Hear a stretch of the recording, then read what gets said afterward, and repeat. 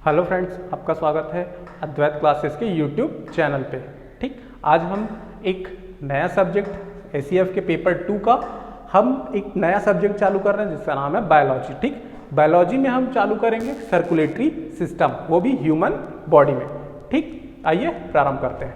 ठीक, तो देखो सर्कुलेटरी सिस्टम क्या है। ठीक, हमारी बॉडी में क्या है, बहुत सारे एंजाइम्स हैं, हार्मोन्स हैं, न्यूट्रिएंट्स हैं। हम जो खाना खा रहे हैं उससे हमको बहुत सारे विटामिन मिल रहे हैं। ठीक, तो उन विटामिन को एक जगह से दूसरे जगह ले जाने के लिए क्या होता है, एक सिस्टम बना हुआ है।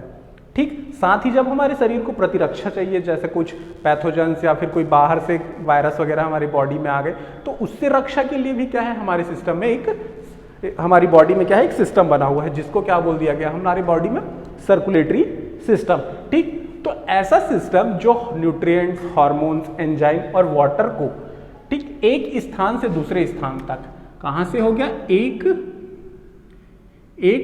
अंग से दूसरे अंग तक जो ले जाता है वही हमारा क्या है, सर्कुलेटरी सिस्टम। ठीक, अब ये जाता कैसे है, ये जाता है सर्कुलेटरी फ्लूइड के माध्यम से। ठीक, किसके माध्यम से, परिसंचरित चरण द्रव्य के माध्यम से। ठीक, सर्कुलेटिंग फ्लूइड के माध्यम से। हमारे बॉडी में दो तरह के सर्कुलेटिंग फ्लूइड है, एक ब्लड है और एक है आपका लिम्फ या फिर लसिका। ठीक, अब देखो सर्कुलेटिंग फ्लूइड है तो नॉन सर्कुलेटिंग फ्लूइड भी होंगे हमारे पास। ठीक, तो नॉन सर्कुलेटिंग फ्लूइड है दो। ठीक, एक है हमारा साइनोवियल फ्लूइड। ठीक, साइनोवियल फ्लूइड क्या रहता है, ये हमारे स्केलेटन जॉइंट्स के बीच में रहता है। जैसे कि हमारे हाथ है, हाथ में दो हड्डियों के बीच में क्या रहेगा, ये साइनोवियल फ्लूइड रहता है, जिससे चिकनाहट रहती है हमारे दोनों हड्डियों के बीच में। ठीक, जैसे जैसे आपकी उम्र होती जाएगी ये जो फ्लूइड है ये सूखते जाता है। ठीक, कौन सा फ्लूइड, साइनोवियल फ्लूइड सूखते जाता है, जिसके कारण हमको जोड़ों में दर्द होती है। ठीक, दूसरा आता है आपका विट्रस फ्लूइड, जो हमारे आंखों के अंदर होता है। ठीक, अब देखते हैं ब्लड। सर्कुलेटिंग फ्लूइड का सबसे मोस्ट इंपॉर्टेंट चीज वो है हमारा ब्लड। ठीक, क्या चीज, ब्लड।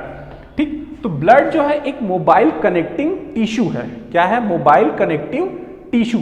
ठीक, कई बार एग्जाम में क्या पूछता है कि मोबाइल किस तरीके का ऊतक है, किस तरीके का टिश्यू है, तो किस तरीके का है, कनेक्टिव टिश्यू। दूसरा चीज, जो ब्लड है हमारा सबसे सॉफ्टेस्ट टिश्यू है। क्या है, सबसे सॉफ्ट टिश्यू है हमारे बॉडी का, वो क्या है, हमारा ब्लड। ठीक, वो है हमारा ब्लड। ठीक, अब देखो हमारे ब्लड का कॉम्पोजिशन क्या है, इसमें होता है प्लाज्मा, सेल और कॉर्पसस। इन तीनों चीजों से मिलकर हमारा क्या है, ब्लड बना हुआ है। ठीक, अब देखो सेल और कॉर्पसस एक ही होते हैं। इसमें मेन डिफरेंस ये होता है कि सेल में जो रहता है वो न्यूक्लियस होता है और कॉर्पसस में क्या रहता है, वो न्यूक्लियस लेस होता है।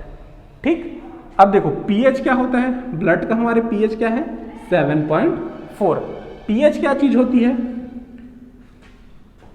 किसी भी द्रव का क्या हो जाता है, किसी भी द्रव का ये क्या है, एसिड और बेस नेचर को बताता है। एसिड है कि बेस है, ये उस चीज को नेचर बताता है। ठीक, ये कितने से रहता है, 0 से लेके 14 तक इसका अंक रहता है।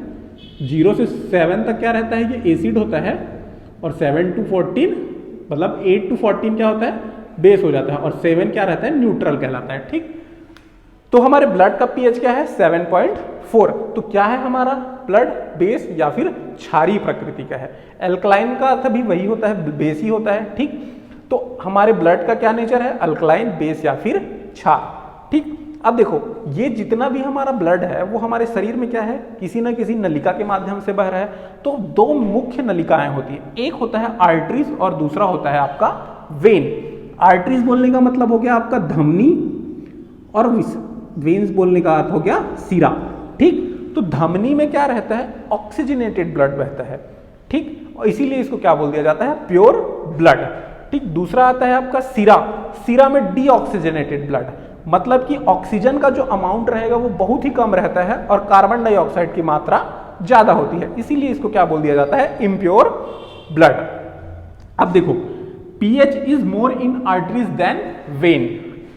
इसका क्या मतलब कि जो आर्टरीज हमारा है, आर्टरीज मतलब धमनी, धमनी में जो रक्त बहेगा उसका जो एल्कलाइन नेचर है या उसकी जो क्षारकता है वो ज्यादा रहेगी वेन्स में बहने वाले खून की अपेक्षा। ठीक, अगर मैं इसको उल्टा बोलूं तो वेन्स की एसिडिटी ज्यादा है, वेन्स की एसिडिक नेचर ज्यादा है, और आर्टरीज में जो ब्लड है उसका एसिडिक नेचर कम है इसकी अपेक्षा। ठीक, ये क्लियर हुआ। ठीक, फिर देखो एक होता है ईसीएफ करके, एक्स्ट्रा सेल्यूलर फ्लूइड। ये एक टर्म है जिसको जनरल यूज किया जाता है, ठीक। एक्स्ट्रा सेलुलर फ्लूइड, ठीक।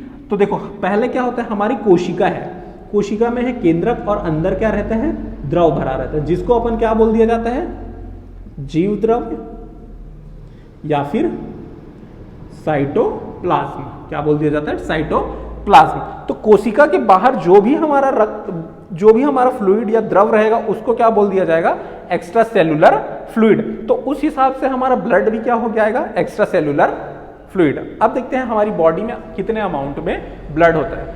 जनरली एक ह्यूमन बॉडी का वेट जितना भी रहेगा उसका 7 to 8% क्या रहता है, हमारी बॉडी में ब्लड होता है, ठीक। ये जो रहता है एक स्वस्थ एडल्ट के लिए है, ठीक। एक स्वस्थ एडल्ट व्यक्ति में कितना होता है, 5 से 6 लीटर तक का क्या रहता है, रक्त होता है। अपन देखते हैं सेंट्रीफ्यूगेशन ऑफ ब्लड। सेंट्रीफ्यूगेशन जैसे एक फोर्स होता है सेंट्रीफ्यूगल फोर्स, जिसमें क्या रहता है, केंद्र से बाहर की ओर जो बल लगता है वो क्या कहलाता है, आपका सेंट्रीफ्यूगल फोर्स। उसी से बना है सेंट्रीफ्यूगेशन ऑफ ब्लड, ठीक। इसमें क्या किया जाता है, आपका खून क्या रहता है, एक ऐसी नली में लिया जाता है, ठीक है। इसको क्या किया जाता है, सेंट्रीफ्यूज मशीन में डाला जाता है, ठीक। फिर जब इसको बहुत तेज गति से घुमाया जाता है तो होता क्या है, जैसे सेल है, सेल का घनत्व जो है वो ज्यादा होता है, तो सेल क्या करता है, वो नीचे की ओर तली में बैठ जाता है और प्लाज्मा जो है वो अलग हो जाता है, ठीक। तो ये क्या किया जाता है, प्लाज्मा और सेल को अलग करने के लिए ये काम किया जाता है, ठीक। तो जब अलग करते हैं तो हम क्या पाते हैं कि जो हमारे रक्त में जो प्लाज्मा है वो पूरे खून का कितने % है, 55% हमारा क्या है, खून है, ठीक। प्लाज्मा है, 55% क्या है, प्लाज्मा है, ठीक। और ये प्लाज्मा का कलर कैसे रहेगा, येलो कलर का होता है। किस तरीके का होता है, पीले रंग का होता है। और ये पीला रंग जो रहता है, एक बिलीरुबिन करके एक प्रोटीन होता है, बिलीरुबिन करके एक पिगमेंट होता है, उसी के कारण क्या होता है, इसका कलर येलो होता है। और ये कहाँ बनेगा, बिलीरुबिन आपका लीवर में बनता है, ठीक। और सेल क्या रहेगा, 45% ऑफ द ब्लड, क्योंकि इसका डेंसिटी ज्यादा रहता है तो ये इसके क्या रहता है, नीचे तली में बैठ जाता है। अब हम देखेंगे कि प्लाज्मा का कंपोनेंट्स क्या क्या है, प्लाज्मा किन किन चीजों से मिलकर बना हुआ है, ठीक। तो देखो प्लाज्मा का सबसे बड़ा हिस्सा क्या है, वाटर, पानी। हमारा जल ही जीवन है, बस वही है। तो वाटर जो है 90 से 92% हमारे प्लाज्मा का वाटर क्या है, हिस्सा है, ठीक।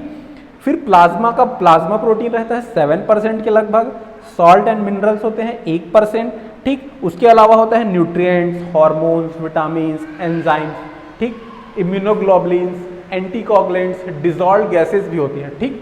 अब देखो हमारे प्लाज्मा का जो पीएच होता है वो भी 7.4 ही होता है, क्योंकि ब्लड का भी हमारा क्या है 7.4, ठीक। अब देखो ये सारी चीजें हैं, उसमें हम देखते हैं कि एक एक चीज को थोड़ा सा डील करते हैं, उसके बारे में थोड़ा चीज जानते हैं, ठीक। तो जैसे सॉल्ट एंड मिनरल्स हो जाता है, ठीक। तो हमारे ब्लड में सोडियम सॉल्ट रहता है, सोडियम में जनरली NaCl और NaHCO3, सोडियम बाई कार्बोनेट, ठीक। उसके अलावा होता है पोटेशियम K, पोटेशियम का K, कैल्शियम का Ca, ठीक। और बाइकार्बोनेट आयंस भी होते हैं, ठीक। ये हमारे सॉल्ट एंड मिनरल्स। इम्यूनोग्लोबुलिन्स ये क्या चीज होता है, ठीक। इम्यूनो, देखो इम्यूनो का होता है, इम्यूनो का अर्थ हो जाता है इम्यून, इम्यून मतलब प्रतिरोधी क्षमता,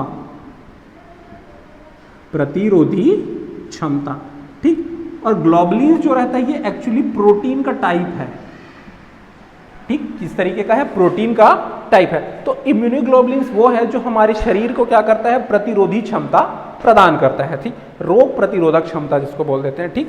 एक होता है पैथोजन, जब भी हमारे शरीर में पैथोजन अटैक होता है तो यही इम्यूनोग्लोबुलिन सिस्टम जो रहता है, यही इम्यूनोग्लोबुलिन जो प्रोटीन है वो आके हमारी रक्षा करता है। पैथोजन क्या है, disease causing agent. Disease causing क्या क्या हमारे शरीर में है जो डिजीज फैलाते हैं, जैसे कि आपका हो सकता है बैक्टीरिया हो गया वो,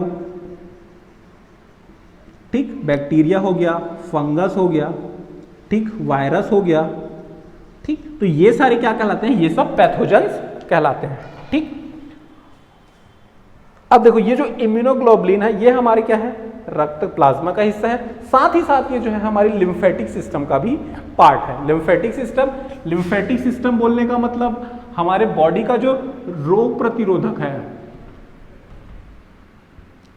रोग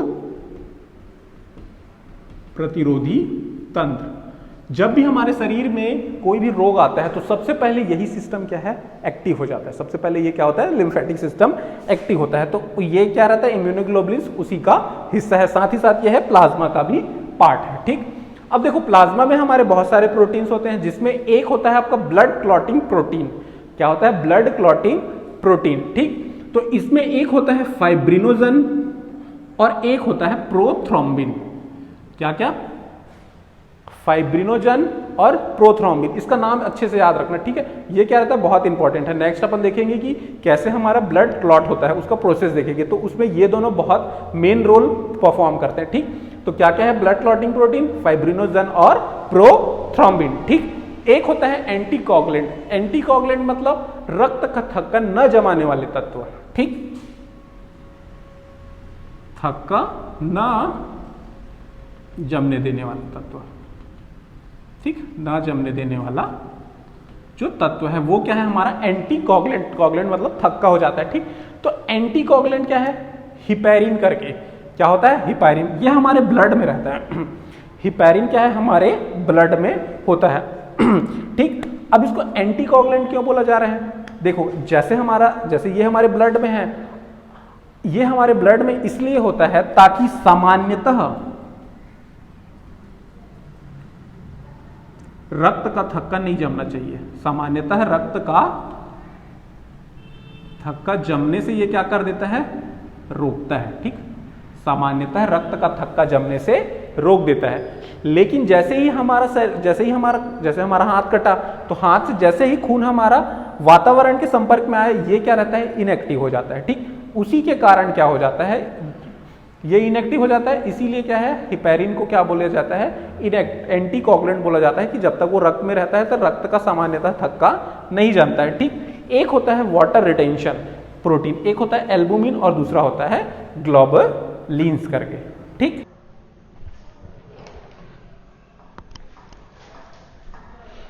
चलिए अब देखते हैं हम प्रोसेस ऑफ ब्लड क्लॉटिंग की हमारा रक्त का थक्का जमता कैसे है। देखो, जब भी हमारे जैसे बॉडी में है, हमारे शरीर में जैसे कहीं पे भी जैसे कट लग गया है, ठीक, तो वहां से क्या होता है? रक्त बहना चालू हो जाता है। ठीक, तो जब रक्त बहता है तो वहां पे जैसे ये बॉडी का पार्ट है, यहां पे जो भी टिश्यू होगा, जो भी ऊतक होगा, वो क्या हो गया? इंजर्ड हो गया है या फिर घायल हो गया बोल सकते हैं। ठीक, साथ ही साथ हमारे ब्लड में एक होता है कण, उसको बोल दिया जाता है प्लेटलेट्स। ठीक, तो ब्लड प्लेटलेट्स भी क्या हो जाता है? इंजर्ड होता है। ठीक, तो देखो, इंजर्ड टिश्यू या इंजर्ड ब्लड प्लेटलेट्स, ये दोनों क्या प्रोड्यूस करते हैं? थ्रोम्बोप्लास्टिन। क्या प्रोड्यूस कर रहे हैं? थ्रोम्बोप्लास्टिन। ठीक, थ्रोम्बोप्लास्टिन दोनों प्रोड्यूस किए। ये दोनों जो है हमारे रक्त में उपस्थित कैल्शियम आयन से मिलते हैं और उससे मिलकर क्या बना रहे हैं? प्रोथ्रोम्बिनेज। देखो, यहां पर सिर्फ थ्रोम्बो है और यहां पे क्या है? प्रो के साथ है। ठीक, तो प्रोथ्रोम्बिनेज बनाया, और ये ASE का अर्थ होता है एंजाइम। जनरली ये जहां पे लगा रहेगा ASE, आप समझ जाना कि वो क्या चीज है? एक तरह का एंजाइम। ठीक, अब देखो, जैसे ही प्रोथ्रोम्बिनेज बनता है, ये हमारे रक्त में उपस्थित हिपैरिन क्या है? एंटीकोगुलेंट। मतलब ये जब तक हमारे ब्लड में रहेगा, हमारे रक्त का थक्का नहीं जमेगा। ठीक, तो उसी कारण क्या होता है? प्रोथ्रोम्बिनेज क्या करता है? इस हिपैरिन को डीएक्टिवेट कर देता है। ठीक, डीएक्टिवेट करता है, और साथ ही ये प्रोथ्रोम्बिनेज क्या करता है? प्रोथ्रोम्बिन, ब्लड क्लॉटिंग प्रोटीन्स दो तरह के पढ़े थे, एक हम पढ़े थे फाइब्रिनोजिन और एक प्रोथ्रोम्बिन। ठीक, तो प्रोथ्रोम्बिन जो रहता है थ्रोम्बिन बनाने लगता है। ठीक, तो इस अभिक्रिया को तेज करने के लिए क्या किया जाता है? प्रोथ्रोम्बिनेज कैटलिस्ट की तरह कार्य करता है। कैटलिस्ट क्या है? वह तत्व जो अभिक्रिया में भाग नहीं लेता, परंतु अभिक्रिया की दर को बढ़ा देता है या कम कर देता है। लेकिन यहां ये क्या कर रहा है? बढ़ा दे रहा है। क्या कर रहा है? प्रोथ्रोम्बिन जो रहता है अब तेजी से क्या बनाने लग जाएगा? थ्रोम्बिन बनाने लगेगा। अब ये थ्रोम्बिन क्या करता है? फाइब्रिनोजन को फाइब्रिन में कन्वर्ट करने के लिए कैटलिस्ट की तरह कार्य करता है। ठीक, जैसे कि इस अभिक्रिया में प्रोथ्रोम्बिनेज ने जो कार्य किया, वही थ्रोम्बिन ने फाइब्रिनोजिन से फाइब्रिन बनाने में कार्य किया। ठीक, अब देखो, फाइब्रिनोजन जो रहता है वो सॉल्युबल रहता है। ये क्या रहता है? वाटर में हमारा क्या रहता है? सॉल्युबल, घुला हुआ अवस्था में रहता है। लेकिन जो फाइब्रिन होता है वो इनसॉल्युबल रहता है। ठीक, इनसॉल्युबल इसका होना भी जरूरी है, क्योंकि जब ये इनसॉल्युबल रहेगा तो रक्त में घुलेगा नहीं और जाल की तरह एक फैल के क्या करेगा? वहां पे एक अवरोध उत्पन्न कर देगा। ठीक, अब देखो, फाइब्रिन क्या करता है? ब्लड के साथ, सेल के साथ मिलता है और क्या कर देता है? क्लॉटिंग कर देता है। अब देखो, फाइब्रिनोज, ये फाइब्रिन जो रहता है क्या करता है, ऐसा ऐसा छोटा छोटा, जैसे प्लास्टिक होता है ना, प्लास्टिक में क्या रहता है, किसी भी प्लास्टिक का एक मोनोमर होता है, तो वो मोनोमर जो रहता है पॉलीमराइजेशन से क्या होता है, बहुत सारे ऐसे अणु आपस में मिलके क्या कर देते हैं, एक जाल की तरह बनाते हैं। यही आगे चल के क्या करता है, आपका जाल जो है वो हमारे रक्त को बहने से रोक देता है। ठीक, अब देखो इस तरीके से हमारा ब्लड क्लॉट हो गया। अब देखो थ्रोम्बोप्लास्टिन जो है, इसके और कुछ कुछ नाम है, जैसे कि प्लेटलेट्स थ्रोम्बोप्लास्टिन, क्योंकि प्लेटलेट सिक्रेट कर रहे हैं, थ्रोम्बोकिनेज, फैक्टर एक्स और स्टुअर्ट फैक्टर करके। ये फैक्टर एक्स याद रखना, अगर ये दिया रहेगा कि प्लेटलेट्स क्या सिक्रेट करता है जब ब्लड क्लॉटिंग के प्रोसेस में, अगर थ्रोम्बोप्लास्टिन नहीं दिया है या फैक्टर एक्स दिया है तो भी आप फैक्टर एक्स को मार देना आंसर। ठीक, अब देखते हैं आगे। हाँ, एक क्वेश्चन और, जैसे कि प्री में या फिर जनरली क्वेश्चन आता है कि रक्त का थक्का जमाने में कौन सा विटामिन महत्वपूर्ण रोल निभाता है। ठीक, तो कौन सा है, विटामिन के। कौन सा है, विटामिन के। ठीक, अब देखो इस प्रोसेस में विटामिन के का पार्ट कहां पर है वो देखते हैं। ठीक, ये देखो, ये जो प्रोथ्रोम्बिन है, ठीक, प्रोथ्रोम्बिन, तो इस प्रोथ्रोम्बिन के बनाने के लिए, ठीक, प्रोथ्रोम्बिन बनाना है तो उसके लिए क्या चाहिए अपने को, विटामिन के। विटामिन के क्या चाहिए, प्रोथ्रोम्बिन बनाने के लिए अपने विटामिन के की आवश्यकता पड़ती है। ठीक, और ये प्रोथ्रोम्बिन कहां पे बन रहा है, आपका लीवर में। ठीक, और जनरली विटामिन के कहां मिलता है, हमारा जो लार्ज इंटेस्टाइन है,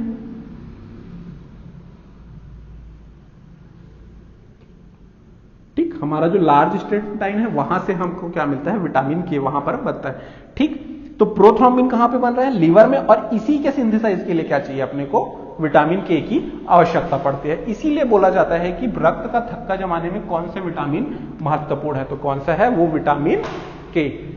ठीक है friend, hello, thank you friends, thank you for watching our YouTube channel. Please like, share and subscribe with your friends.